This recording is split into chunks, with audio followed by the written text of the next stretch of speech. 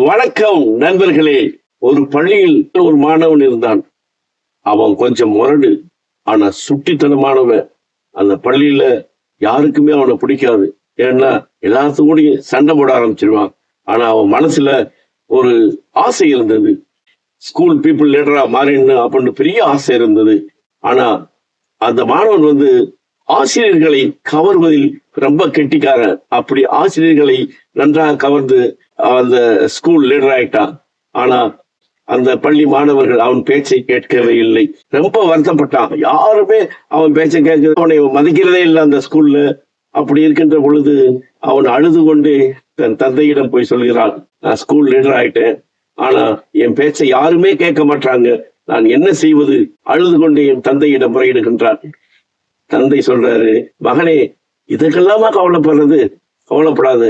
உனக்கு நான் ஒரு அறிவுரை சொல்லுகிறேன். அதை நீ சரியாக ஃபாலோ பண்ணாக்க உன்னை ஸ்கூல் பீப்புள் லீடராக உன்னை ஏற்றுக்கொள்வார்கள் என்று ஒரு திருக்குறள் சொல்கிறார்.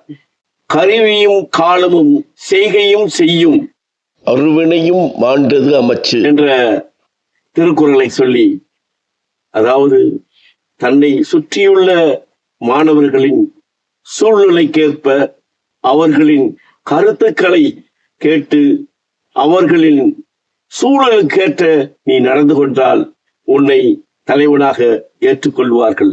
உன் கருத்தை மட்டும் அவர்களுக்கு திணிக்க கூடாது. அவ சுற்றி மாணவர்களின் கருத்தையும் நீ கேட்க வேண்டும்.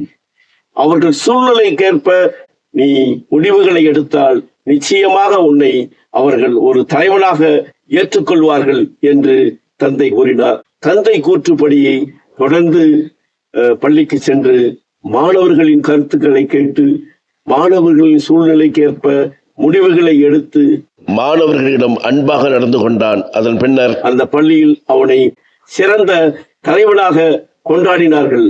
ஆகவே நண்பர்களே, நீங்கள் ஒரு குடும்பத்தின் சிறந்த தலைவராகவோ அரசியல் தலைவராகவோ மாற வேண்டும் என்றால் இடம், பொருள், ஏவல், அவர்கள் கருத்து, இவைகளையெல்லாம் கேட்டு சரியாக தெரிந்து கொண்டு முடிவெடுத்து அவர்களை வழிநடத்தினால் நீங்கள் நிச்சயமாக ஒரு மாபெரும் தலைவனாகலாம் என்று இந்த கதையிலிருந்து நாம் புரிந்து கொள்ளலாம். நண்பர்களே, நன்றி. மீண்டும் அடுத்த கதைக்களத்தில் சந்திப்போம் நண்பர்களே.